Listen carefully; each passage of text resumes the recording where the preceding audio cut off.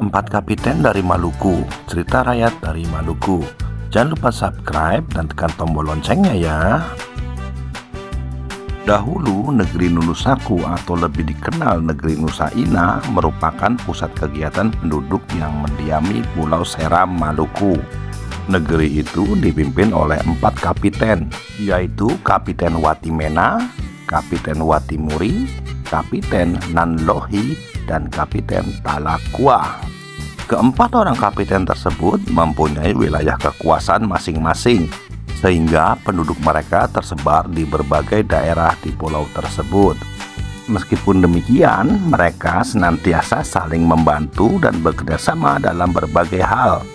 Mereka juga suka berpetualang hingga ke daerah pelosok secara bersama-sama. Suatu hari, keempat kapiten tersebut bermaksud mengadakan petualangan, yaitu menyusuri Sungai Tala. Segala keperluan seperti bekal makanan dan minuman segera mereka siapkan. Setelah itu, berangkatlah mereka ke daerah Watui yang terletak di tepi sungai. Di sana, mereka membuat gusepa atau rakit yang terbuat dari batang dan bilah-bilah bambu. Gusepa itulah yang akan mereka gunakan untuk mengarungi Sungai Tala menuju ke hilir. Sebelum berangkat, keempat kapiten tersebut berbagi tugas. Kapiten Watimena ditunjuk sebagai pemimpin. Kapiten Watimuri bertugas sebagai pengemudi. Kapitan Nanlohi ditunjuk sebagai penjaga harta milik mereka dan duduk di tengah gusepa.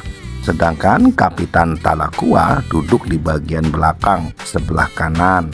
Menurut adat, Kapiten Nanlohi adalah seorang kepala dati yang berhak menentukan pembagian harta milik pribadi maupun milik bersama.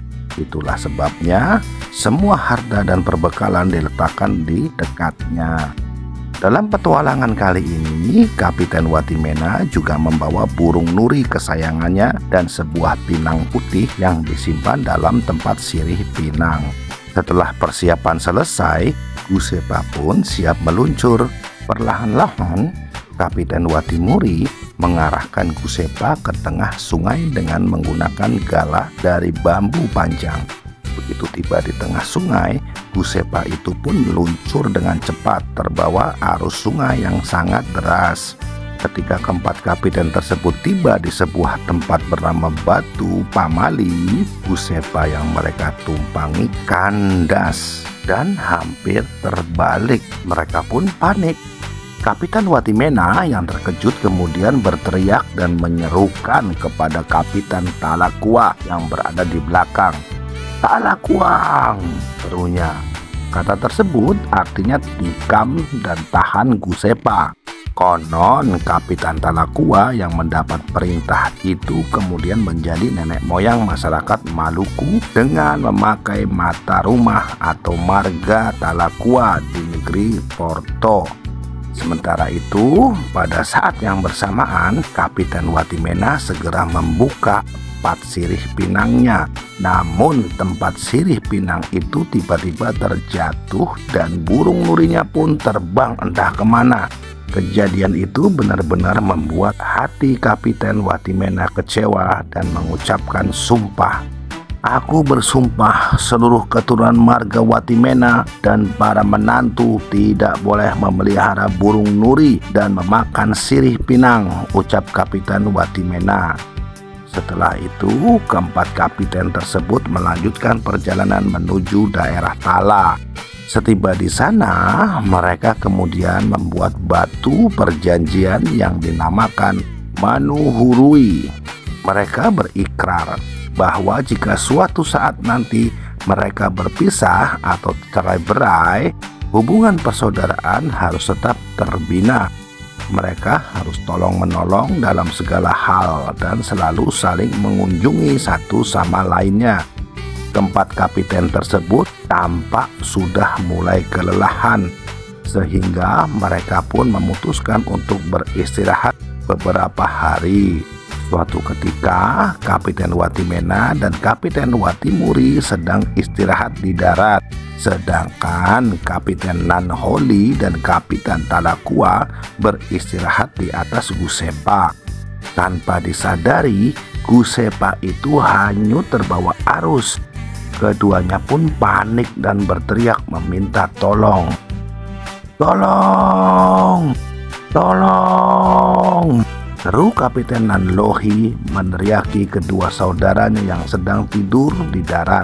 Mendengar teriakan itu, Kapiten Watimena dan Kapiten Watimuri terbangun.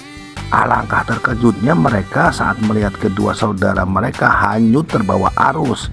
Mereka hendak menolong, namun kedua saudara mereka sudah jauh terbawa arus hingga ke tengah laut. Kapiten Nanholi berusaha berenang ke daratan dan terdampar ke sebuah tempat. Tempat itu kemudian diberi nama Nanuhulu, yang berarti berenang dan terdampar di hulu. Sejak itu, Kapiten Nanholi menetap di daerah tersebut. Sementara itu, Kapiten Talakua yang hanyut hingga melewati Tanjung Une Putih dan terdampar di teluk Pulau Saparua. Di situ ia membangun negeri yang diberi nama Porto. Sementara itu di tempat lain, Kapiten Watimena dan Kapiten Watimuri tetap mendiami daerah Manuhurui di kampung Sanuhu. Keduanya pun hidup saling tolong-menolong dan menyayangi. Suatu ketika mereka mendengar kabar bahwa kampung mereka akan diserang musuh yang datang dari kampung sebelah. "Apa yang harus kita lakukan, Watimena?" tanya Kapiten Watimuri bingung. "Kita harus segera meninggalkan kampung ini dan mencari tempat persembunyian yang aman," kata Kapiten Watimena. Kapiten Watimuri pun menyetujui keputusan itu. Akhirnya kedua orang bersaudara itu bersembunyi di suatu tempat yang aman dari kejaran musuh. Namun sayang tempatnya gersang dan tandus sehingga air sulit didapatkan. Kapiten Watimuri kembali dilanda kebingungan. "Bagaimana kita bisa hidup di tempat ini? Air untuk minum saja susah," keluh Kapiten Watimuri. Kapiten Watimena tidak menjawab. Ia langsung mengambil sebuah tombak lalu ditancapkan ke tanah. Seketika itu air pun menyembur keluar dengan sangat deras. Akhirnya keduanya pun dapat minum air sampai kenyang. Tempat itu kemudian mereka beri nama Hule, yang berarti kekenyangan. Mereka pun menetap di daerah itu. Namun tidak beberapa lama, mereka bersepakat untuk membuka daerah baru di tempat lain. Kedua kapiten itu kemudian melanjutkan perjalanan menyusuri daerah Seram Selatan hingga ke bagian timur daerah Bobot. Namun hingga malam hari mereka belum juga menemukan tempat yang cocok. Pada malam yang gelap gulita itu, keduanya tetap melanjutkan perjalanan. Tiba-tiba Kapiten Watimena menghentikan langkahnya. "Hei, kenapa berhenti, Watimena?" tanya Kapiten Watimuri heran. "Kita beristirahat sejenak di sini," ujar Kapiten Watimena. "Sudah jauh kita berjalan, tapi tidak ada tempat yang cocok untuk dijadikan tempat menetap. Lalu apa yang harus kita lakukan?" tanya Kapiten Watimuri bingung. "Sebaiknya kita buat lobe atau obor. Tempat di mana obor ini nanti padam, maka disitulah kita menetap," ujar Kapiten Watimena. Setelah menyalakan obor, keduanya pun melanjutkan perjalanan. Dan ketika obor itu padam, dijadikan tempat itu menjadi tempat tinggal mereka. Tempat itu kemudian mereka beri nama Japisuru atau Api Lobe. Dan kini nama tempat itu telah berganti menjadi Mahariki. Selang beberapa waktu tinggal di daerah itu, Kapiten Watimuri bermaksud untuk pindah ke daerah lain. "Saudaraku, perkenankanlah aku untuk mencari daerah lain untuk membangun negeri sendiri," pinta Kapiten Watimuri. "Baiklah kalau itu keinginanmu, tapi jangan lupa dengan ikrar yang pernah kita ucapkan dulu bahwa kita akan saling mengunjungi," ujar Kapiten Watimena. "Tentu, Watimena," ujar Kapiten Watimuri. Akhirnya, Kapiten Watimuri menuju ke sebuah tempat yang jaraknya kurang lebih 7 km dari daerah Mahariki. Ia pun menamai tempat itu dengan nama Amahai. Ini nama tempat itu telah berubah menjadi Ruta.